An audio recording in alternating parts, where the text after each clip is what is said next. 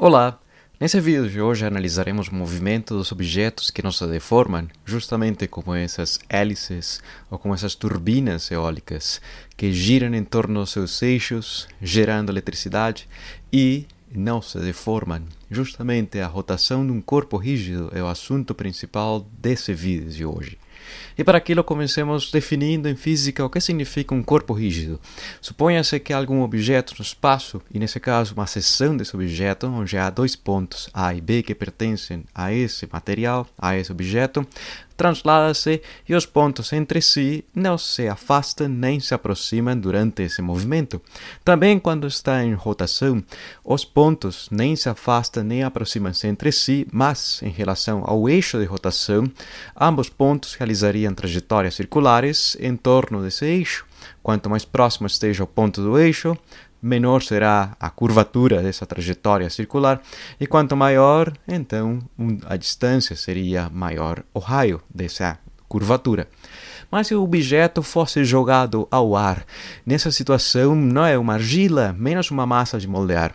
Tem-se que o formato do objeto permaneceria e permanecerá constante, e entre dois pontos, o seu espaçamento seria também uma constante. Como, por exemplo, imaginemos uma caixa, mas uma caixa suficientemente rígida e forte, de tal maneira que não apresenta uma deformação quando aplica-se um conjunto de forças em sentidos opostos com a mesma intensidade ao longo de uma linha. Mas quando se faz essa ação em relação à primeira lei de Newton, diria-se que não acontece nada, esse objeto permanecerá constante. Agora, se assume-se o seu formato, e nesse caso tridimensional, não sendo mais um ponto, nem aproximação de partícula pontiforme, e se esse conjunto de forças que agem em sentidos opostos já não estão na mesma linha de ação, mas sim sobre a mesma superfície, esperaria-se que esse objeto comece a girar e comece a movimentar-se em torno de algum eixo de rotação. E é o foco principal dessa aula, pois objetos poderiam ser jogados ao ar, como esse martelo, que algum ponto especificamente realizará uma trajetória que mostra-se como sendo uma parábola.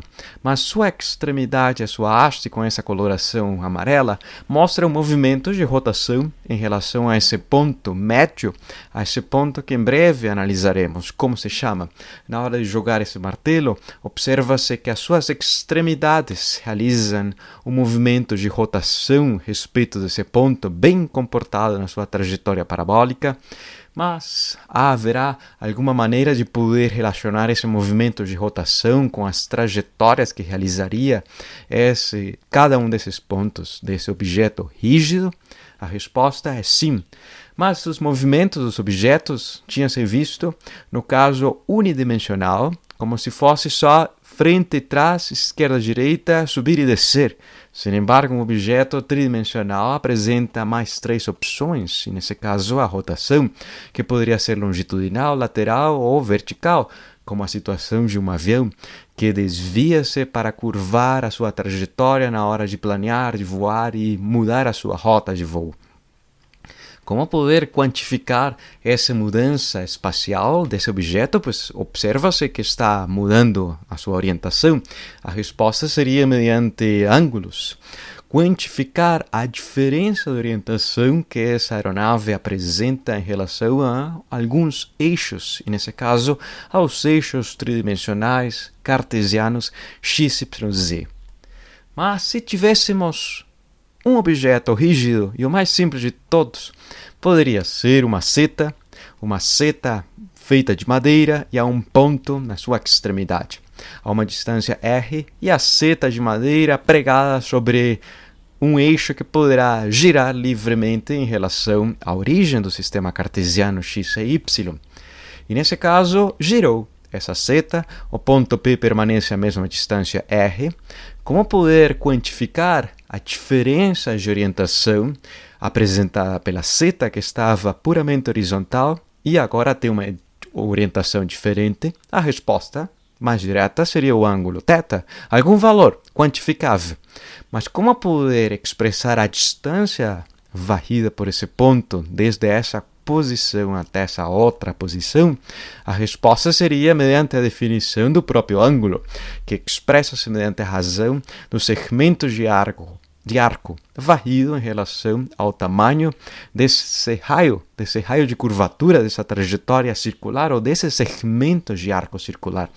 E com base a essas duas informações, a distância e o raio, poderá expressar-se quão grande é o segmento de arco em relação ao raio e ao ângulo, a diferença de orientação. Se tem-se acesso a essa informação, também poderia prever-se e caracterizar-se movimentos de um vaso de planta que gira em relação a um eixo, ou alguma máquina, alguma peça que gira em relação a esse eixo, ou simplesmente algo mais comum para nossas casas, um ventilador que gira em torno desse eixo.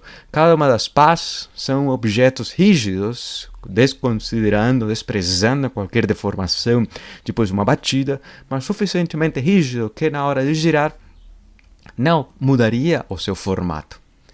Mas também com essa expressão poderíamos dizer que quanto maior seja o espaçamento, maior será o segmento do arco, a distância percorrida por esses pontos. Quanto mais próximo esteja em relação ao eixo de rotação, menor será o percurso realizado, a mudança de orientação continuará sendo a mesma, mas o tamanho da trajetória varrida é menor em relação a essa menor distância. E os ângulos? Como poder expressar os ângulos? Sabe-se que em graus expressam-se, mas na escala natural não são os graus. Os ângulos poderia ser definido da seguinte maneira, é uma alternativa de definição. Suponha-se que é uma trajetória circular ou uma circunferência de raio R e há dois pontos que pertencem a essa circunferência. Qual seria a diferença de orientação sabendo que o segundo ponto está afastado do primeiro a uma distância S, expressa em metros, e o raio também expresso em metros? Qual seria a diferença de orientação sabendo que ambos pontos, em relação ao centro da trajetória curva ou da circunferência, é equivalente ao raio? Estão à mesma distância. Sin embargo, há orientações diferentes, um puramente horizontal e outro na diagonal para cima. Para expressar essa diferença de orientação, poderia denotar-se o ângulo θ, mas o ângulo, o seu valor, expressa-se como sendo a razão entre o tamanho dessa trajetória circular, desse raio de circunferência, em relação ao próprio raio. Dessa maneira, se a distância entre os pontos fosse equivalente ao raio, o raio dividido pelo raio, então seria o ângulo equivalente à unidade, mas uma unidade ou um radiano, que se diz radiano do latim, mas em português perdeu o D para dizer a palavra raio. Se fosse duas vezes essa informação, duas vezes o raio maior que o caso anterior, 3 vezes o valor do raio, o percurso circular, o segmento de arco, e 3 vezes e mais um pouquinho para que esteja na posição diametralmente oposta. E esse pouquinho torna o número em irracional, o número π que associa-se com o ângulo de 180 graus, ou 2 vezes π, fazendo alusão à trajetória circular completa, ao percurso completo ou à circunferência. Π é um número transcendente na matemática, expresso como sendo a razão entre a circunferência e o diâmetro. E nessa animação poderia relacionar-se pictoricamente como sendo 3 vezes e 4 vezes a circunferência, e desenrola-se dessa roda de carroça um percurso que torna-se reto, cujo tamanho é 3 e um pouquinho maior que o diâmetro da própria circunferência. Mas sim, em um dado instante específico, tempo 1, o ponto que pertence a essa seta de madeira tem uma orientação 1 e esta mesma distância R, e num instante posterior, T2 maior que T1, há uma mudança de orientação que poderá quantificar-se mediante delta de θ, sendo que a letra delta quantifica ou associa-se na física a qualquer variação de alguma grandeza, e nesse caso de orientação. Como poder caracterizar o movimento desse ponto? Pois sempre está à mesma distância R do eixo de rotação, mas não está à mesma orientação.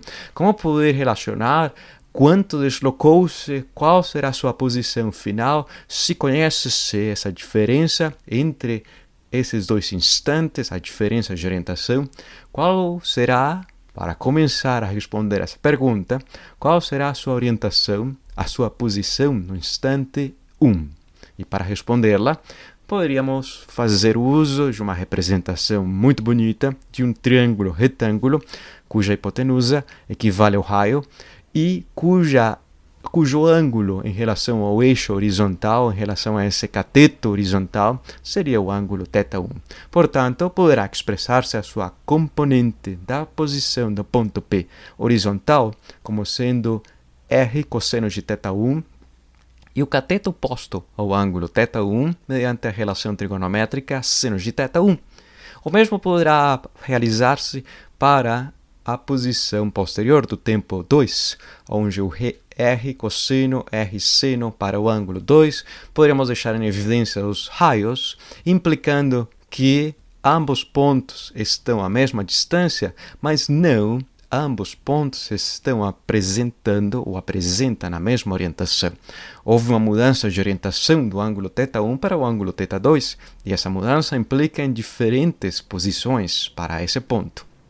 Ou seja, que poderia definir-se o valor médio dessa mudança de posição angular de orientação mediante a velocidade angular média, expressa mediante a letra do alfabeto grego ômega, com uma linha na parte superior para denotar que seria um valor médio, uma variação de ângulo em relação a esse lapso, ao longo de um eixo de rotação perpendicular ao plano x e y, denotado mediante o eixo z, e, portanto, de conhecer essas duas informações, a diferença de orientação em relação ao lapso, poderá expressar-se essa informação numericamente como sendo uma razão entre radianos por segundo.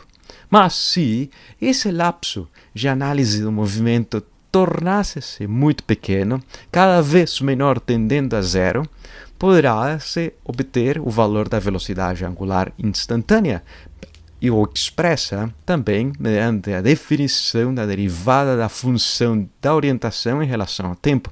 Se tem seu conhecimento da função θ a respeito do tempo, a sua derivada temporal permitirá expressar a sua velocidade angular instantânea, como é o caso da órbita de um satélite em torno do nosso planeta, como é o caso da diferença de orientação em relação ao tempo de um ponto específico dentro dessa roda, o que pertence a essa roda. De conhecer essa função θ a respeito do tempo, sua derivada nos permitiria conhecer a sua derivada temporal, a velocidade angular em relação ao tempo.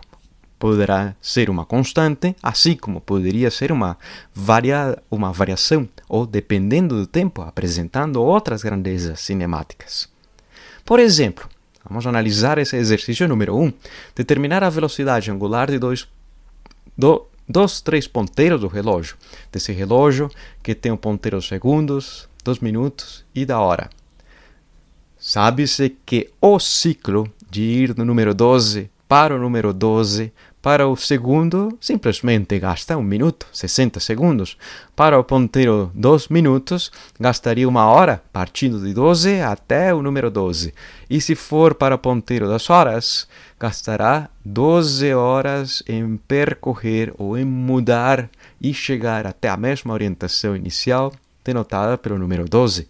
Nesse caso, a velocidade angular para o ponteiro dos segundos poderá expressar-se como sendo a varredura angular completa, 2π radianos, dividido pelo lapso, 60 segundos, que numericamente seria esse valor.